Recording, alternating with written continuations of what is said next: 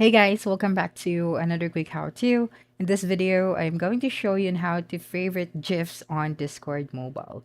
So first is we don't need to use our application since we know that the add to favorite GIFs feature on the application isn't available on mobile. So we're going to use our web browser. So open any web browser, then make sure that you have changed the format to desktop site.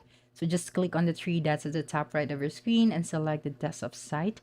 And then this page will open. Now you just have to click on this open Discord in your browser and then log into your account and then select that specific message. So right here, I already have my conversation. So as you can see, we have been sending our chefs to each other. So in order for you to add this to your favorite, is you just have to simply click on this section beside your Jeffs. Okay, and then you'll see this icon, which means that you can add this to your favorite. So just click on it and it will be automatically added to your favorites. So just have to do the same to the other chefs.